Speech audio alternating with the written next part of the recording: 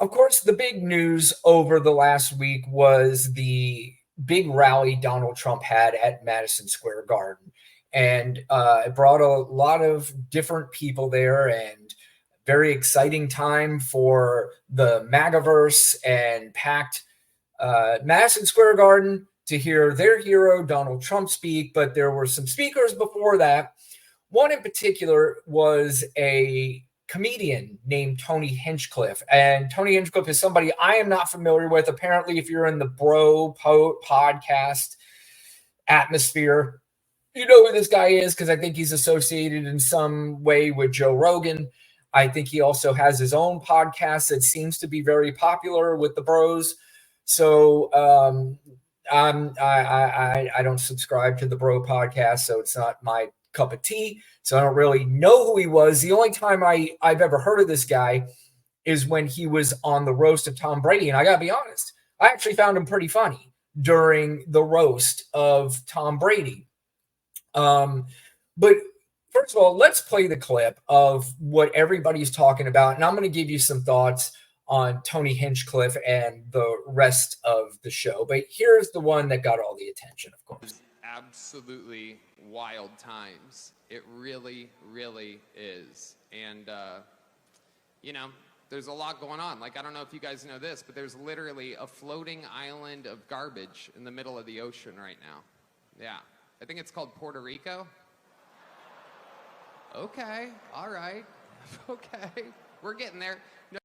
All right. So that's the big Puerto Rico joke that set basically a firestorm with Puerto Ricans, and it set such a firestorm that there is a possibility that just that comment alone could make a difference in this election. Whether or not it is, if you want to say whether or not it's justified for Donald Trump, I think it is, and I'll tell you why here in a minute.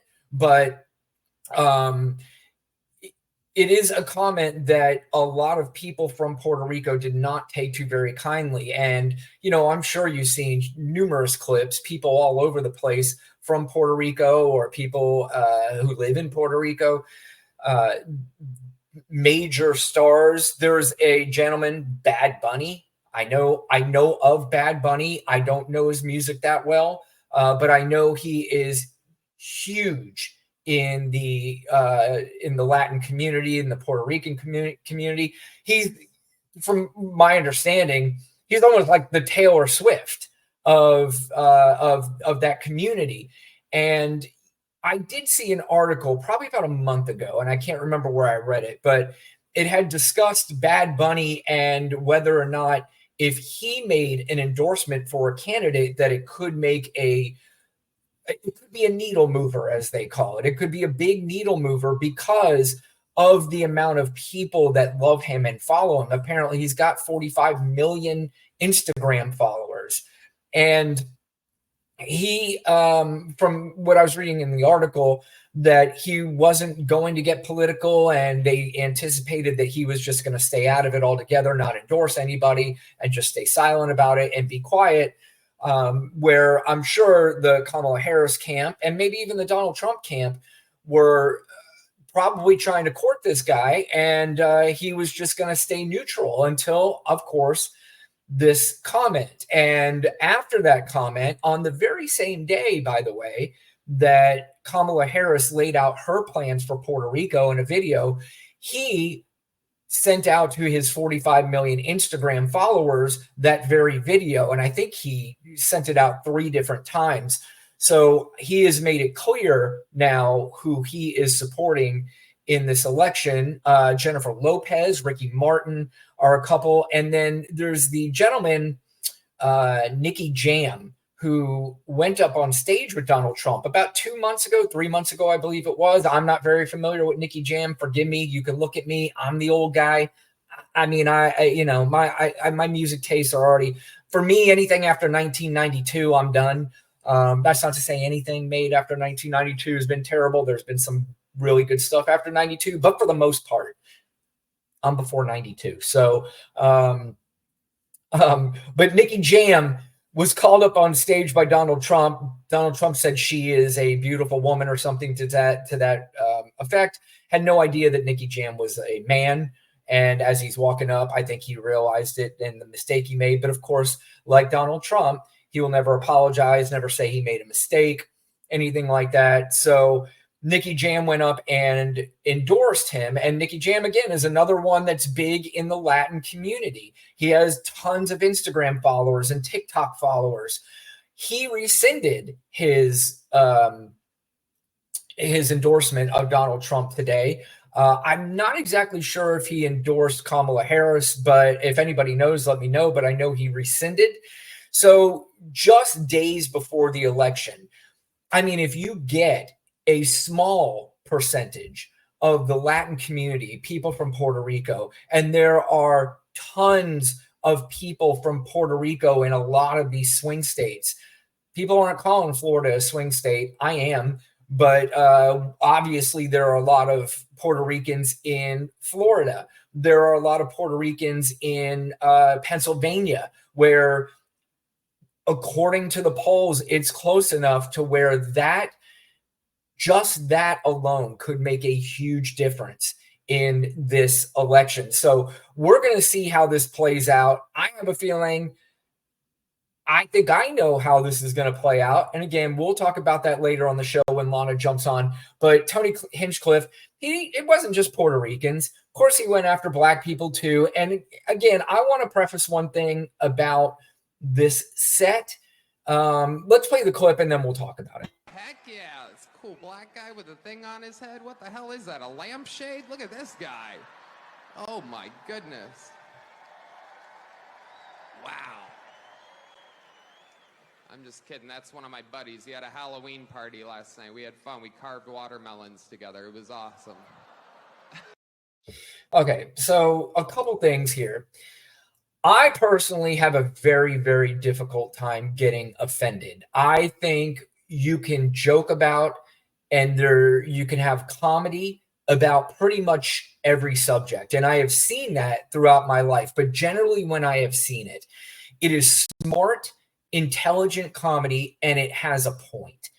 This is cheap, just bottom of the barrel comedy that's not funny. I mean, we're really going back to like 1930s comedy and doing the black guy with the watermelon. And of course, that's my friend. Don't worry, I have a black friend, so I can say this. But I will say this. This is one thing I will say.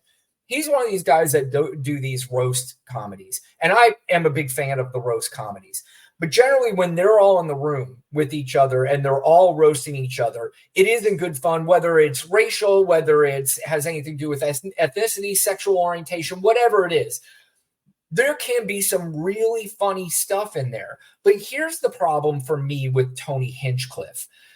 Tony Hinchcliffe decided, and he might not care, this might not affect his career at all, but he decided that it was a good idea to go into Madison Square Garden in a Donald Trump rally where Donald Trump's name has already been associated and his whole MAGA movement has been associated with racism, Nazism, all the bad isms that you can think of. And he decided that not only am I going to do a set during this Madison Square Garden thing, but I'm going to do a lot of racial jokes in front of these racist people, and we're all going to laugh at these different ethnicities and races and all that stuff together, because I know you guys are going to find my comedy hilarious. So that's where I have a problem with Tony Hinchcliffe. I didn't have any problem with Tony Hinchcliffe before that, but like I said, when I watched him on the Tom Brady roast, I had no problem with the guy. I thought he was pretty damn funny. But this, to me, just isn't funny. It's not funny for a few reasons. One, because it's just the kind of punching down sort of comedy. And second, it's the venue in which you decided to do it. That's the biggest problem that I have with this. I'm not even going to use the word offensive, because offensive from me gives it too much power. You know, if you're Puerto Rican and you're offended by it, you should be. And if you want to express how you offended you are by it, you should. And to pretend like he's just a comic, that you get over it, sense of humor. I think he even put out a tweet because, in fact, I know he did. There was a video of AOC and Tim Walz, and they were playing video games together on some podcast, whatever it was. And what do they call those Twitches? I don't know. Again, old guy. I don't know. Some of this shit I don't know, but I kind of know. But they're playing together, and he retweeted the criticism of that set and said something, you people need to get over this. It's just comedy. Maybe you should take more time and work on your campaign instead of critiquing me. And then, of course, use the tampon Tim joke at the end. It's like, man, okay. I mean, if this is what you've decided to take on, and if this is what you embrace, then be prepared for the blowback. This is what I've always said, because he's the kind of comedy, these bro comics, they die to hear the words cancel culture. They want to be the ones that are quote unquote canceled because they love playing victim because their comedy is not good enough. Now, I've said this online and I got bombed by the trolls because they're telling me that Tony Hinchcliffe sells out arenas. He sold out Madison Square Garden. He has one of the top live podcasts, and all of that may be true, but that is for a particular audience. This is for the kind of guys that punch holes in their walls, and they go to clubs hoping that somebody knocks over their drink so they can get into fist fights. They stare at themselves in the mirror and scream at themselves and do some, goofy bro shit like that. So he may be popular amongst a certain group, but sometimes these guys feel like they're funnier and feel like they should be bigger than just the crowd that they're playing for. And this is why they love using the cancel culture thing, because they have to go back and realize my comedy may not be as funny as I think it is. I can only make certain people laugh. You know how there's some comics who only go to old people's homes, and that's really the only laughs they can get when they get, the kind of old people comedy. I know I'm older, but I'm not that point. But they probably are upset, like, Jesus, I know I'm funnier than this, but this is really the only gig I can get. And you know what? He's, like I said, I'm not saying he's not successful. The guy's successful. Joe Rogan is extremely successful, but he has a certain audience. Same with a lot of these other, Theo Vaughn and all these guys. And Joe Rogan's audience might be a little bit more expansive than Theo Vaughn's, but you get the picture. So that's my take on Tony Hinchcliffe. That's why I think, I don't know. I wasn't a fan of the venue.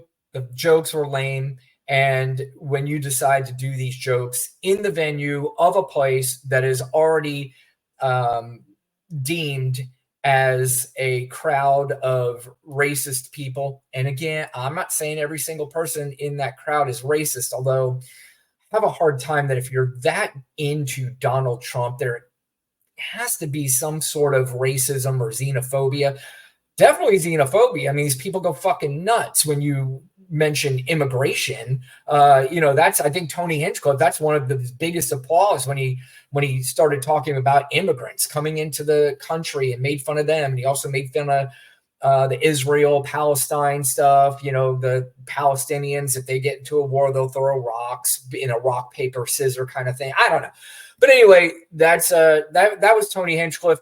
But the main point of this is it's going to be pretty ironic that if he went to this rally and somehow this very underknown comedian outside of a certain world, this unknown comedian changes the election, it's going to be pretty damn funny. That will be the funniest thing that he has ever done. So beyond that, so everybody's talking about Tony Hinchcliffe and that particular comment.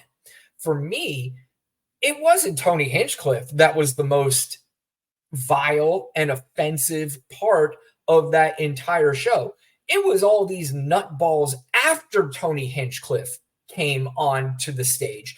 There is a gentleman on TikTok that put together a little bit of a montage of all of these people who were speaking after Tony Hinchcliffe. So forget about this guy. Let's listen to these clowns and what they had to say. This is the dangerous stuff. And the Palestinians are taught to kill us at 2 years old. I want everybody to notice too, just notice the anger in the faces and the voices of all these people. And Harris wants to bring them to you. She is the devil, whoever screamed that out. She is the Antichrist. You guys need to get angry right now. We need to slaughter this Grant Cardone, real quick. This is a guy when I was in the auto industry before. This guy was shoved down our throats as a dude who knows how to sell, and he is going to teach everybody how to sell. And I had to sit through one of his live presentations. It was in a very small room too, but I had to sit through one of his presentations while other people in the room were buying into this. I was one of the very few that was like, this guy is horrific. He is terrible. He is not great. He's a swindler, grifter, con man. He's a go by the script kind of guy. I don't need your scripts. I know how to talk to people myself. I don't need Grant Cardone to teach me how to do it. But if you look at Grant, he's looking really rough. He might want to check I don't know if he's checked if he's gone to a doctor, but I would suggest that he goes very quickly. people. Illegals swarming our streets. The fucking illegals that get whatever they want, don't they? Kamala Harris is the first Samoan Malaysian low IQ. Hilarious. Bitch. The whole fucking party, a bunch of degenerates, low lives, true haters, and low lives. They will say in 2024, something happened in America. Something happened, a phenomenon, and it was galvanized around a bunch of people called MAGA. The MAGA people! The MAGAs! Yeah, these fucking people are nuts, but let me tell you who's not. Lana Quest is in the house. And so is Baby Juggernaut. Hey, Baby Juggernaut. I am well, and I appreciate your comment. I saw you were in there watching Lana's show too. Yes, so she's the best, man. She's spending her hours with us. God, no question. And she, like I said, she's one of the few that adds a very intelligent conversation. So that is something that we appreciate because, you know, it's sometimes we got to battle the MAGAs. And for me, you know me, Lana, I love it.